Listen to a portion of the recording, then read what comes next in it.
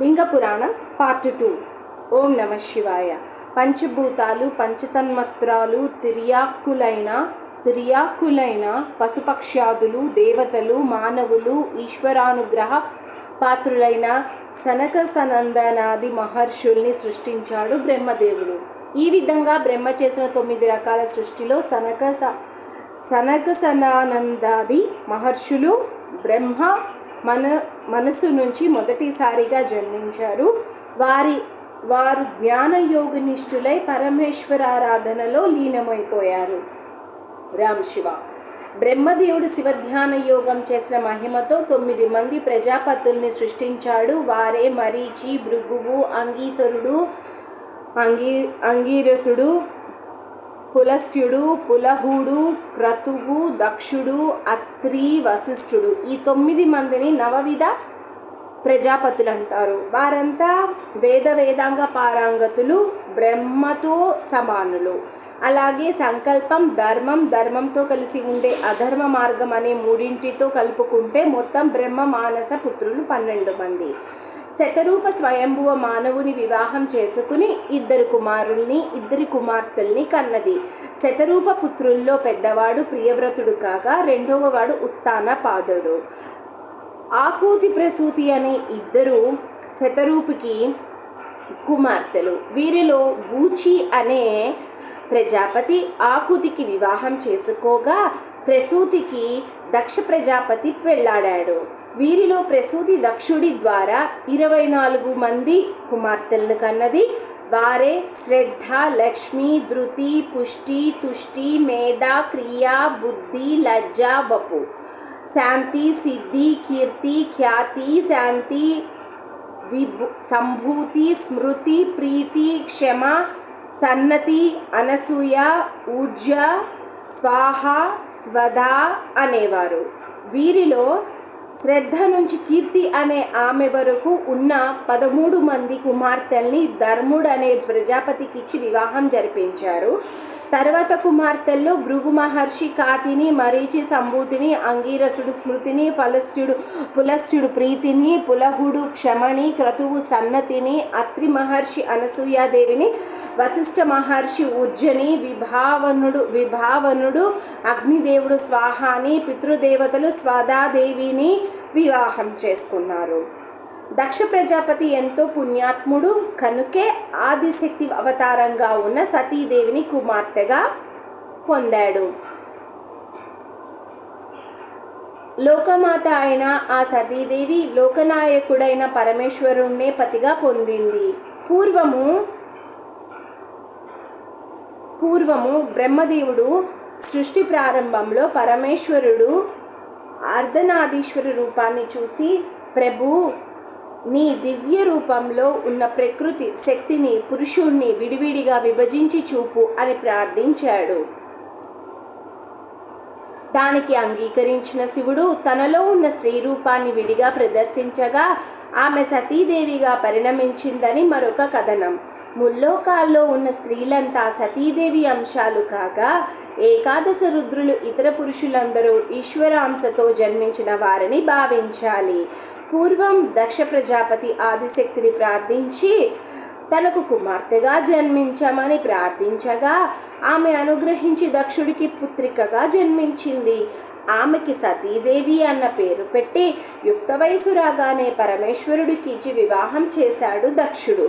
ధర్ముడి సంతానం. బ్రహ్మదేవుడు ధర్ముని సృష్టించగా ఆయనకి వరుసగా కామం, దర్పం, నియమం, సంతోషం, లాభం, శృతం, దండం, సమయం, బోధం, అప్రమాదం, వినయం, వ్యవసాయం, క్షేమం, సుఖం, యశస్సు అనే 15 మంది పుత్రులు జన్మించారు.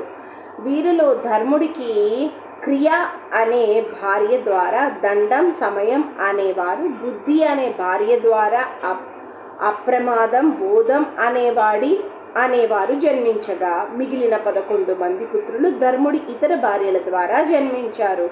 భృగు మహర్షి ఖ్యాతి సంతానం లక్ష్మీదేవి, దాత, విదాత. మరీచి మహర్షి ప్రభూతి సంతానం పూర్ణమాసుడు, మరీచుడు. వీరితో పాటు తుష్టి, దృష్టి, కృష్టి, అపచితి అనే పుత్రికలు. రామ్ శివ. పులహ మహర్షి క్షమాదేవి సంతానం. కర్దముడు, వరీయాంసుడు, సహిష్ణువు అనే పుత్రుడు, పీవరి అనే కుమార్తె. పులస్త్యుడు ప్రీతి సంతానం. దత్తోర్ణుడు, వేదబాహువు అనే పుత్రులు. దృషద్వతి అనే పుత్రిక. క్రతు మహర్షి సన్నతి సంతానం. వాలకిల్యులనే పేరుతో ప్రసిద్ధి చెందిన 60,000 మంది పుత్రులు. అంగీరసుడు స్మృతి సంతానం. సినీవాలి, కుహు, రాక, అనుమతి అనే 4 కుమార్తెలు. లబ్ధానుభావుడు, అగ్నికీర్తిమంతుడు అనే పుత్రులు. అత్రి మహర్షి అనసూయ సంతానం. శృతి అనే కుమార్తె. సత్యనేత్రుడు, భవ్యుడు, ఆపుడు, శనైశ్చర్యుడు, సోముడు అనే కుమారులు. వశిష్ఠ మహర్షి ఉజ్జ సంతానం. రజస్సు, సుహోత్రుడు, బాహువు, సవనుడు, అనవుడు, సుతపుడు, శుక్రుడు అనే 7 పుత్రులు. అమిత తేజోవంతుడైన అగ్ని సృష్టి మొదట్లో బ్రహ్మదేవుడి ముఖం నుంచి ఆవిర్భవించి తిరిగి రెండవసారి అంగీరస మహర్షి పుత్రుడుగా జన్మించాడు. ఈ అగ్నిదేవుడు ప్రజలందరిలో జఠరాగ్ని రూపుడిగా వారికి ప్రాణమై ఉంటున్నాడు. అగ్ని సంతానం.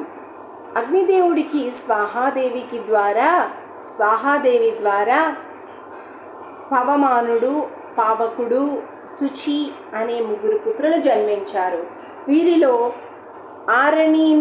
ఆరణిని ఉత్తరారణితో మదించగా పుట్టినవాడు పవమానుడు కాగా, పవకుడు మెరుపు వల్ల ఆవిర్భవించాడు. ఇక శుచి అనేవాడు సూర్యకిరణాల నుంచి ఉద్భవించాడు. ఇలా అగ్నిపుత్రులైన ఈ 3తో పాటు మొత్తం 49 మంది అగ్నులు యజ్ఞయాగాలలో ఉపయోగించబడుతున్నారు. ఇలా అగ్నిపుత్రులైన ఈ 3తో పాటు మొత్తం 49 మంది అగ్నులు యజ్ఞయాగాలలో ఉపయోగించబడుతున్నారు. ఈ 49 అగ్నులు తాపసులుగా, వ్రతనిష్ఠులుగా, ప్రజాపతులుగా, రుద్రాత్మకులుగా ప్రసిద్ధి చెందారు. వారంతా స్వదాదేవి భార్య ద్వారా మేనక అనే మానస పుత్రికని కన్నారు. మేనకాదేవి హిమవంతుని వివాహం చేసుకుని మైనాకుడు, క్రౌంచుడు అనే పుత్రుల్ని, ఉమా అనే కుమార్తెని, అలాగే గంగా అనే పవిత్రమైన నదిని కూడా కన్నది. వీరితో పాటు యజ్ఞయాగాలకి అధికారణంగా ఉండే ధరణి అనే మానస పుత్రికని కూడా కన్నది. దాక్షాయణి సతీయా స పార్శ్వం రుద్రస్య పార్వతీ తాం ధ్యాత్వా వ్యసృజ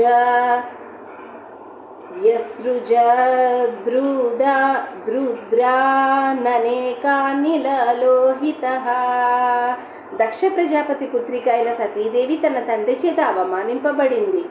శివరహితంగా ఆయన చేస్తున్న యజ్ఞవాటికలోనే ఆత్మార్పణ చేసుకుంది. తిరిగి ఆమె మేనకా హిమవంతులకి పార్వతిగా జన్మించి పరమేశ్వరుణ్ణి భర్తగా పొందింది. పరమేశ్వరుడు సతీదేవినే తలుచుకుంటూ ఎంతో మంది రుద్రుల్ని పుట్టించాడు. అలా జన్మించిన వారంతా రుద్రుడితో సమానమైన శక్తి సామర్థ్యాలు కలిగిన వారు. ఆ రుద్రులందరూ 14 లోకాల్లో నిండిపోయారు.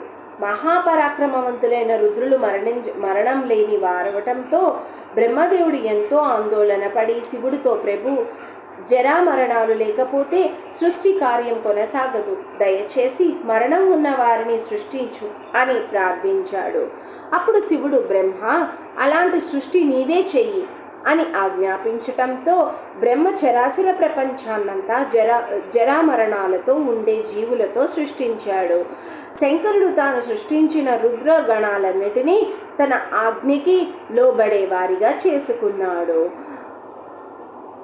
సంరుద్ర సర్వభూతానాం కరోతి గృణయాయుతః శంకరాశ్చ ప్రయత్నేన తదాత్మయోగా విద్యయా. శివానుగ్రహం. సకల ప్రాణులకి ఇహపరలోక సుఖాన్ని కలిగించేవాడు కరుణామయుడు శంకరుడని పిలువబడతాడు.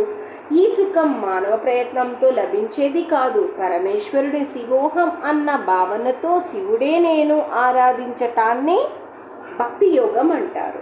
అష్టాంగ యోగాన్ని భక్తిపూర్వకంగా అభ్యసించటం వల్ల శివ దర్శనం లభిస్తుంది. అష్టాంగ యోగాన్ని భక్తిపూర్వకంగా అభ్యసించటం వలన శివ దర్శనం లభిస్తుంది. సాధకుడు క్రమంగా విరక్తి భావాన్ని పెంచుకుంటూ సంసారాన్ని బంధాల్ని నుంచి విముక్తి పొందగలుగుతాడు. మానవుడు దుర్గుణాలన్నీ వదిలిపెట్టి సద్గుణాలని అలవాటు చేసుకుని వైరాగ్యంతో చిత్తశుద్ధి పొందితే శివధ్యానం అభ్యాసం చేయటానికి యోగ్యుడవుతాడు. అలాంటి వాడికే శివధ్యానం లభిస్తుంది, సిద్ధిస్తుంది. వేదశాస్త్రాలలో చెప్పిన వర్ణాశ్రమ ధర్మాలు, ఉపాసనాత్మకమైన జ్ఞానం, వైరాగ్యం, ఈశ్వర భావం ఇవన్నీ కేవలం శివానుగ్రహంతోనే లభిస్తాయి. ఏ శంకరాశ్రీత సర్వే ముచ్యంతే న సంశయః న గచ్చంత్యైవ నరకం పాపిష్టాపి దారుణం ఆశ్రితః శంకరం తస్మాత్ ప్రాప్నువంతి చ శ్వాసతం శాశ్వతం. శరణాగత వత్సలుడైన శంకరుణ్ణి ఆశ్రయించిన వారంతా మోక్షాన్ని పొందుతారు కూడా. ఇందుకు ఎలాంటి సందేహము అక్కర్లేదు. నిజమైన శివభక్తులు పూర్వజన్మ ప్రారబ్ధం వల్ల ప్రస్తుత జన్మలో పాపాత్ములైనప్పటికీ మరణాంతరం ఆ జీవులు నరకంలో ప్రవేశించరు. కనుక పరమేశ్వరుణ్ణి త్రికరణ శుద్ధిగా ఆశ్రయించి అందరూ శాశ్వతమైన కైలాస ప్రాప్తిని పొందురుగాక. శివ యోగాచార్యులు అత్యంత వైరాగ్యంతో ప్రాణాయామం మొదలైన అష్టాంగ యోగాన్ని అభ్యసిస్తూ కరుణ, దయ లాంటి సద్గుణాలతో నిండి ఉన్నప్పటికీ, ఎన్నో రకాల ధర్మాల్ని ఆచరించినప్పటికీ శివయోగులు తమ కర్మానుసారంగానే స్వర్గ నరకాన్ని పొందుతుంటారు. దీనివలన తెలిసిందేమిటంటే అష్టాంగ యోగాన్ని అభ్యసించటం వల్ల మోక్షం రాదని, అయితే శివానుగ్రహంతో శివుని ఉపాసించాలి అనే జ్ఞానం కలుగగా ఆ జ్ఞానం ద్వారా ఆయన్ని శ్రద్ధగా ఉపాసించినందువలన శివధ్యాన యోగం సిద్ధిస్తుంది. అలాంటి ధ్యానం వల్లనే ముక్తి సులభతరం అవుతుంది. వ్యాస అవతారాలు. ద్వాపర యుగాంతంలో వ్యాసావతారాలు, కలియుగం ప్రారంభంలో యోగాచార్యుల అవతారాలు ఉంటాయి. ఈ యోగాచార్యాల్లో ఒక్కొక్కరికి 4 శిష్యులు, వారికి ప్రశిష్యులు ఇలా ఎంతోమంది పరంపరగా అవతరిస్తారు. వీరందరూ పరమేశ్వరానుగ్రహ పాత్రులు. శ్వేతవరాహ కల్పంలో, వైవస్వత మన్వంతరంలో వ్యాసావతారాలు, శివయోగ అవతారాలు ఈ విధంగా చెప్పబడ్డాయి. వీరంతా వేదాల్లో, పురాణాల్లో చెప్పిన విజ్ఞానాన్ని లోకంలో ప్రవర్తింపచేస్తారు. క్రతువు, సత్యుడు, భార్గవుడు, అంగీరసుడు, సవిత, మృత్యువు, శతక్రతువు, వశిష్ఠుడు, సారస్వతుడు, త్రిధాముడు, త్రివృత్తుడు,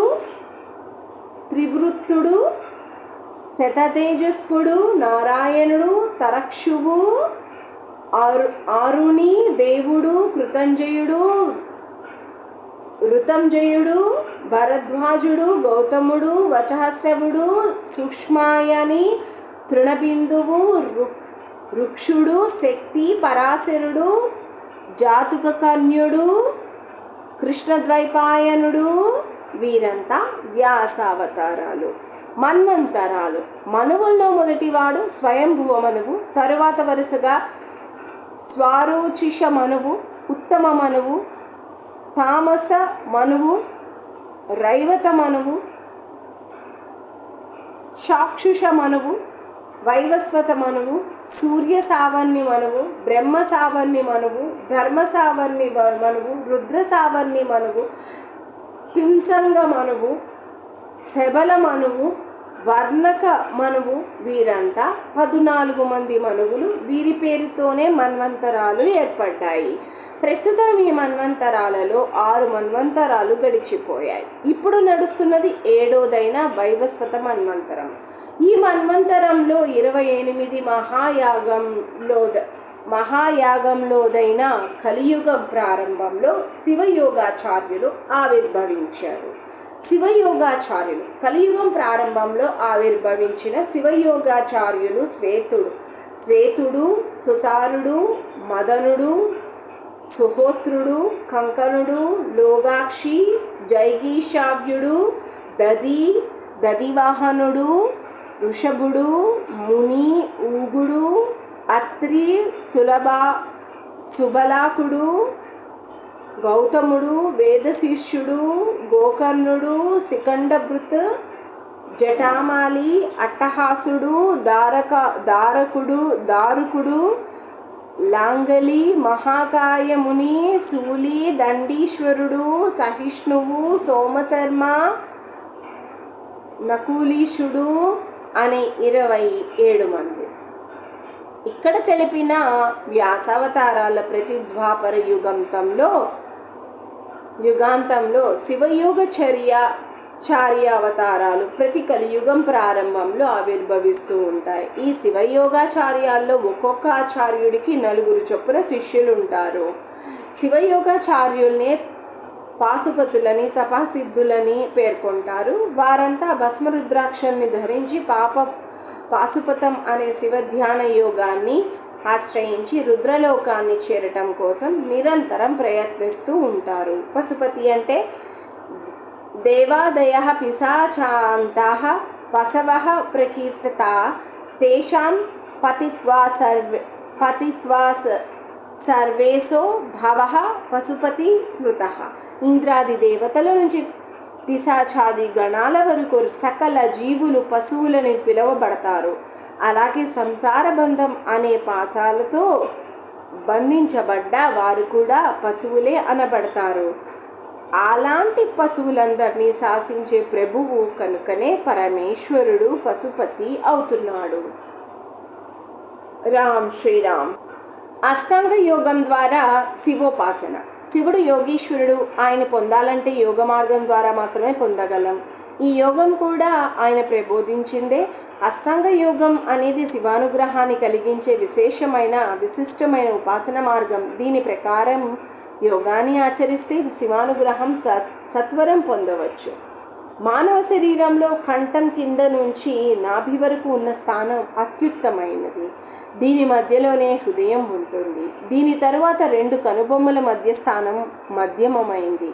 ఈ 2 స్థానాలు గొప్పవి. ఈ స్థానాల్ని ఆశ్రయించి యోగాభ్యాసాన్ని చేసిన వాడికి సర్వార్థ జ్ఞానం కలుగుతుంది. మనసు ఏకాగ్రతతో నిశ్చలమవుతుంది. శివానుగ్రహ ప్రాప్తి తద్వారా లభించే ఆనందం స్వయంగా తెలుసుకోవాలే కానీ బ్రహ్మాదులు కూడా దాన్ని వివరించి చెప్పలేరు. శివయోగం అంటే మహేశ్వరుడికి సంబంధించిన నిరతిశయ ఆనందం. అలాంటి ఆనందం లభించటానికి శివజ్ఞానం కావాలి.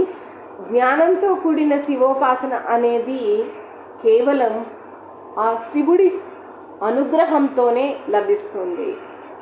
శివ.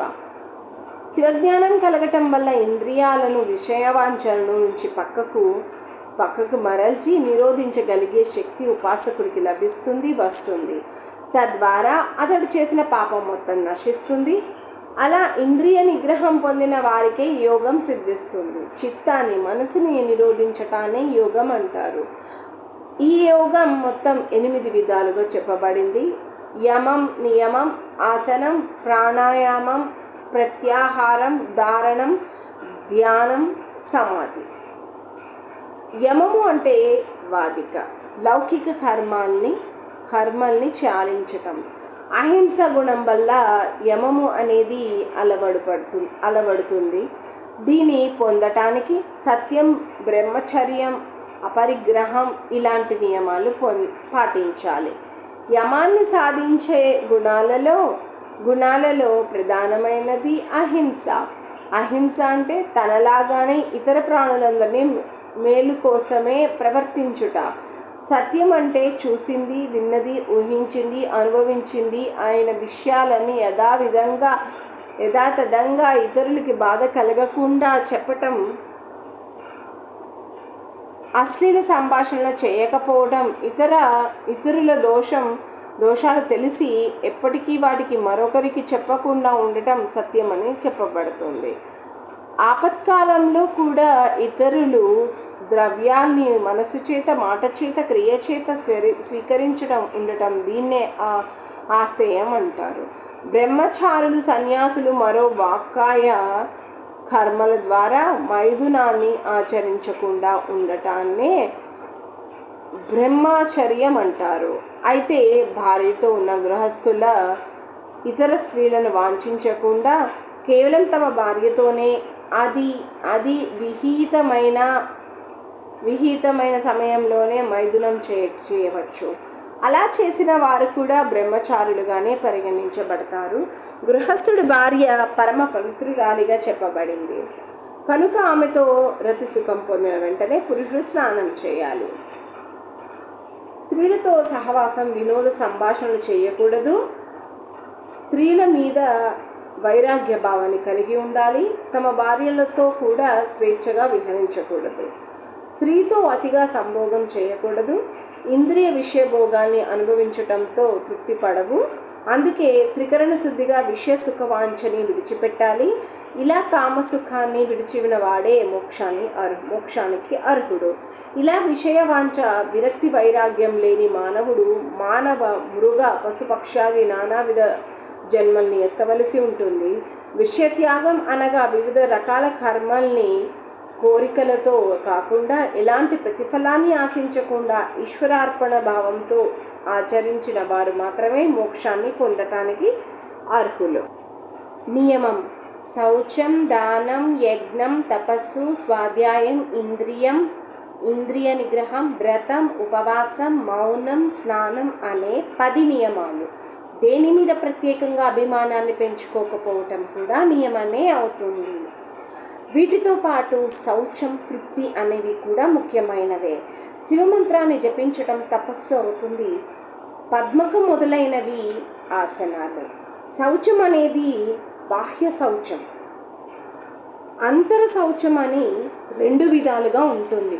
బాహ్య శౌచాన్ని ఆచరించినప్పటికీ అంతర్ శౌచాన్ని కూడా తప్పకుండా కలిగి ఉండాలి. బాహ్య శౌచం ఆగ్నేయం, వారుణం, బ్రహ్మం తప్పకుండా ఈ 3 రకాలుగా ఉంటుంది. కనుక శివోపాసకులైన వారు బాహ్య స్నానాలతో పాటు స్నానాన్ని కూడా ఆచరించాలి. పవిత్రమైన దివ్య తీర్థాలలో మునిగి అంతఃశౌచాన్ని ఆచరించకపోతే అతడు పరిశుద్ధుడు కాలేడు. అభ్యంతర శౌచం అంటే ఆత్మజ్ఞానం అనే జలంతో స్థిరమైన వైరాగ్యం అనే మట్టిని సూక్ష్మ శరీరానికి రాసి కడుక్కోవటం.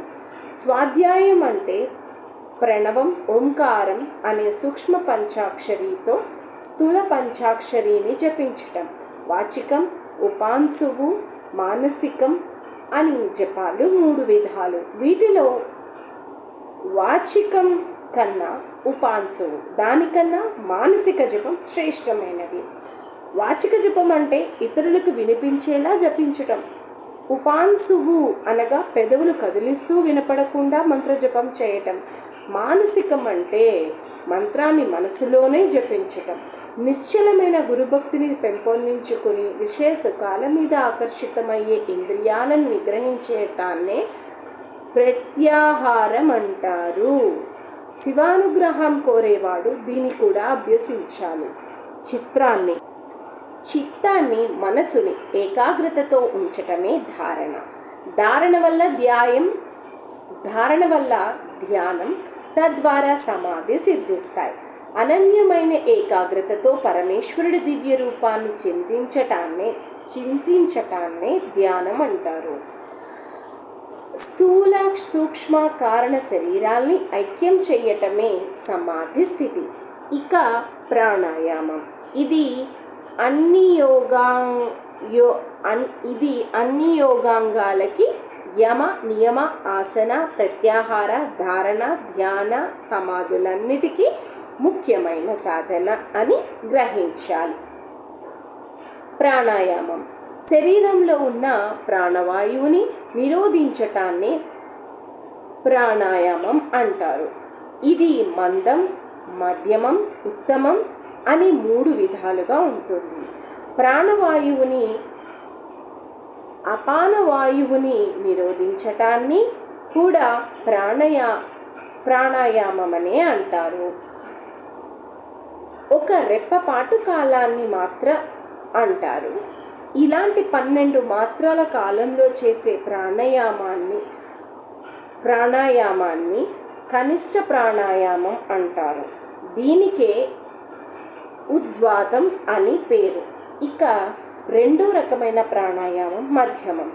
ఇది 24 మాత్రల కాలంతో చేయబడేది. మూడవది ఉత్తమం. ఇది 36 మాత్రల కాలం ప్రాణవాయువుని నిలిపి చేసేది. వీటిలో కనిష్ట ప్రాణాయామం చేస్తే చెమట పడుతుంది, మధ్యమ ప్రాణాయామం చేస్తే శరీరం వణుకుతుంది, మూడో ప్రాణాయామం చేస్తే శరీరం పైకి లేస్తుంది. నిద్రతో తూగేలా కళ్ళు వాలిపోవటం, శరీరం పులకరించినట్లవటం, చిన్న ధ్వనితో శరీరం చలించటం, శరీరం కొంచెం వణికి తిరిగినట్లవటం, చెమట పట్టి మూర్ఛ వచ్చినట్లవటం, ఇలాంటి అనుభవాలతో కూడిన ప్రాణాయామం ఉత్తమమైనదిగా గ్రహించాలి. ప్రాణాయామం మనోవాకాయ కర్మల దోషాల్ని పోగొట్టి శరీరాన్ని రక్షిస్తుంది. అంతేకాదు ఆనందాన్ని, శాంతిని, సుఖాన్ని మనస్సుకి, శరీరానికి కలిగిస్తుంది. శాంతి, ప్రశాంతి, దీప్తి, ప్రసాదం అనేవి యోగం ద్వారా సంభవిస్తాయి. శాంతి సహజంగా ఆగంతుకంగా వచ్చే కష్టాలు శమించటం. ప్రశాంతి వాక్కుని అదుపులో ఉంచుకోవటం. దీప్తి అన్ని కాలాల్లో శరీరము మనసు వికాసం చెంది ఉండటం. ప్రసాదం ఇంద్రియాలు, బుద్ధి, 10 ప్రాణాలు స్వస్థతతో ఉండటం. పంచప్రాణాలు ప్రాణం, అపానం, సమానం, ఉదానం, ధ్యానం. ప్రాణం శరీరంలో పైకి కిందికి ప్రయాణించే వాయువు. అపానం తిన్న ఆహారాన్ని శుభ్రంగా జీర్ణం చేసేది. ధ్యానం శరీరాన్ని వంచేది, వ్యాధుల్ని పెంచేది, తగ్గించేది. ఉదానం శరీరంలో ఉన్న మర్మస్థానాల్ని ఉద్రేకపరిచేది. సమానం శరీరంలో ఉన్న అన్ని అంగాలని సమానంగా ఉంచేది. రామ్ శివ. ఉపవాయువులు నాగం, కూర్మం, కృకలం, దేవదత్తం, ధనుంజయం. నాగం ఈ ఉపవాయువు ఉద్గారాన్ని అనగా వాంతిని కలగచేస్తుంది. కూర్మ ఈ ఉపవాయువు కళ్ళు తెరుచుకునేందుకు సహకరిస్తుంది. కృకలం ఈ ఉపవాయువు తుమ్ము రావటానికి దోహదపడుతుంది. దేవదత్తం ఈ ఉపవాయువు ఆవలింతల్ని కలిగిస్తుంది. ధనుంజయం ఇది శరీరమంతా సంచరిస్తూ ఉంటుంది. మనిషి మరణించినా శరీరాన్ని విడిచిపెట్టదు. బుద్ధి లక్షణాలు: కంఠస్వరం తడబడటం, తెలివి పెరగటం, మనసు స్థిరంగా ఉండటం, స్మరణ శక్తి, ఈశ్వరీయ జ్ఞానాన్ని పొందటం, ఇవన్నీ బుద్ధి లక్షణాలు. ఇలాంటి బుద్ధి ప్రసన్నంగా ఉండాలంటే అష్టాంగ యోగ మార్గాన్ని అనుసరించాలి. యోగాభ్యాసం చేయకూడని ప్రదేశాలు: శరీరం బాధపడుతున్నప్పుడు అగ్నికి సమీపంలో, నీళ్ళల్లో నీటి సమీపంలో, ఎండిన ఆకులున్న ప్రదేశం, జంతువులు సంచరించే చోట. శ్మశానం, పాడుబడ్డ గోశాల, 4 దారులు కలిసే చోట, దుష్టులు సంచరించే ప్రదేశం, దోమలు, ఈగలు, నల్లులు, పురుగులు ఉన్న చోట మనసు స్థిరంగా లేనప్పుడు యోగాన్ని అభ్యసించకూడదు. యోగాభ్యాసానికి అనుకూల ప్రదేశాలు: రహస్యమైన స్థలాలు, పవిత్రమైన ప్రాంతాలు, పర్వత శిఖరాలు, గుహలు, శివక్షేత్రాలు, అరణ్యాలు, ఉద్యానవనాలు, స్వగృహం, క్రూర జంతువులు సంచరించని ప్రదేశాలు, ఆవు పేడతో అలకబడిన ప్రాంతాలు. ఇవి యోగాభ్యాసానికి చేయడానికి అనుకూలమైనవి. యోగం చేయటం ఎలా? శివయోగాన్ని అభ్యసించేవాడు మొదట తన గురువైన యోగాచార్యుణ్ణి, తరువాత జగద్గురువైన శంకరుణ్ణి, జగన్మాత పార్వతీదేవిని, వినాయకుణ్ణి, ప్రాచీన యోగీశ్వరుల్ని, వారి శిష్యుల్ని స్మరించి భక్తిగా వారికి నమస్కరించాలి. తరువాత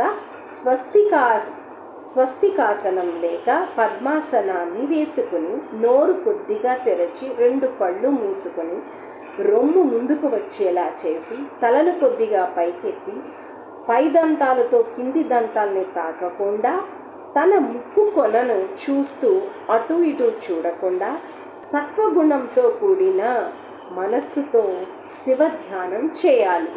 ఓంకార వాచ్యం పరమం శుద్ధం దీప సికాకృతిం ధ్యాయేద్వై పుండరీకస్య కర్ణికాయం సమాహిత. తా హృదయం అనే కమలంలో పరమేశ్వరుణ్ణి ఓంకార స్వరూపుడుగా శుద్ధ సత్వ స్వభావుడిగా దీపం అంచుని పోలిన తేజోమయ ఆకారం కలిగిన వాడిగా ధ్యానించాలి. యోగీశ్వరుడైన శంకరుణ్ణి నాభి బొడ్డు ప్రదేశంలో కానీ, కంఠం మధ్యలో కానీ, కనుబొమ్మల మధ్యలో కానీ, లలాటం మీద కానీ, తల మీద కానీ ఉన్నట్టు భావించి యోగీశ్వరుడైన శంకరుణ్ణి నాభి బొడ్డు ప్రదేశంలో కానీ, కంఠం మధ్యలో కానీ, కనుబొమ్మల మధ్యన కానీ, లలాటం మీద కానీ, తల మీద కానీ ఉన్నట్టు భావించి ధ్యానించవచ్చు. యోగాభ్యాసపరులు హృదయంలో పరమేశ్వరుణ్ణి, నాభికమలంలో సదాశివుణ్ణి, లలాటం మీద చంద్రశేఖరుణ్ణి, కనుబొమ్మల మధ్య శంకరుణ్ణి ధ్యానించాలి. 12 సార్లు ప్రాణాయామం చేస్తే అది ఒక ధారణ అవుతుంది. అలాంటి ధారణలు 12 చేస్తే అది ఒక ధ్యానంగా పరిగణించబడుతుంది. ఈ ధ్యానం 12 సార్లు చేయటం వల్ల సాధకుడికి సమాధి సిద్ధిస్తుంది. ఈ సమాధి స్థితి అనేది శివయోగుల సహవాసంతో కూడా కలగవచ్చు. ఈ విధంగా యోగాభ్యాసం చేసేవాడికి ఎన్నో రకాల విఘ్నాలు కలుగుతాయి. అయితే ఏమీ భయపడకుండా వాటిని అధిగమించి యోగాన్ని అభ్యసించాలి. శివుడి పంచబ్రహ్మమూర్తులు. సద్యోజాతుడు 29వదిగా పరిగణించబడే శ్వేతలోహిత కల్పంలో చతుర్ముఖ బ్రహ్మ ఒకనాడు పరమేశ్వరుణ్ణి ప్రార్థించాడు. అప్పుడు ఆయన ముఖం నుంచి శ్వేతలోహితుడనే పుత్రుడు ఉదయించాడు. యజ్ఞోవతితం ఆవిర్భవించిన నీలలోహితుడు బ్రహ్మచారి. అలాంటి దివ్య పురుషుణ్ణి చూసి ఆనందించిన బ్రహ్మ ఆయన్ని తన హృదయంలో నిలుపుకుని ధ్యానించసాగాడు. సద్యోజాతుడుగా ఆవిర్భవించిన శ్వేతనీలలోహితుడు పార్శ్వం నుంచి తెల్లటి శరీర వర్ణంతో ప్రకాశించే సునందుడు, నందనుడు, విశ్వనందనుడు, ఉపనందనుడు అనే 4 శిష్యులు ఉద్భవించారు. వారంతా నిత్యం సద్యోజాతుల్ని సేవిస్తున్నారు. తస్మాద్ విశ్వేశ్వరం దేవం దే ప్రపద్యం వై ద్విజ తే సర్వే పాప నిర్ముక్త విమలా బ్రహ్మవర్చస విష్ణులోకమతిక్రమ్య రుద్రలోకం వ్రజంతి తే.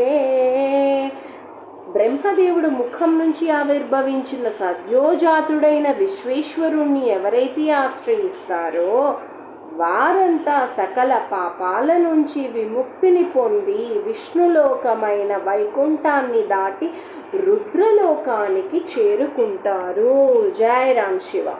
వామదేవుడు. కల్పాలలో 30 కల్పాన్ని రక్తకల్పం అంటారు. ఆ కల్పంలో బ్రహ్మదేవుడు ఎర్రని శరీరంతో ప్రకాశిస్తుంటాడు. ఒకనాడు బ్రహ్మదేవుడు పుత్ర సంతానం కోసము పరమేశ్వరుణ్ణి ప్రార్థించగా ఆయన శరీరం నుంచి దివ్య తేజస్సుతో ఒక పుత్రుడు ఉదయించాడు. బ్రహ్మ శరీరం నుంచి ఆవిర్భవించిన పుత్రుడు ఎర్రటి శరీరంతో, ఎర్రటి వస్త్రాలు ధరించి, ఎర్రటి కళ్ళతో ప్రకాశిస్తున్నాడు. అలాంటి రక్తవర్ణ శరీరుడైన పుత్రుణ్ణి వామదేవుడనే పేరుతో కీర్తించి ఆ పరబ్రహ్మ భక్తితో ధ్యానించసాగాడు. కొద్ది కాలానికి పరమేశ్వరుడు ప్రత్యక్షమై, బ్రహ్మదేవ, నీవు పుత్రుని పొందటం కోసం నన్ను ప్రార్థించావు. అందుకే నేను వామదేవుడి రూపంలో సాక్షాత్కరించాను.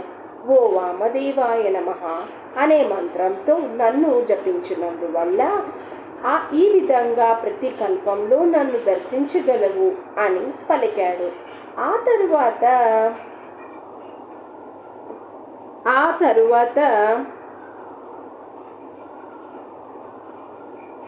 రక్తవర్ణ శరీరుడైన ఆ వామదేవుడి శరీరం నుంచి ద్విజుడు, ద్విబాహువు, విశోకుడు, విశ్వభావనుడు అనే 4 శిష్యులు ఆవిర్భవించారు.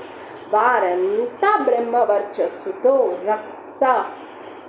రక్తాంబరధారులై ప్రకాశించారు.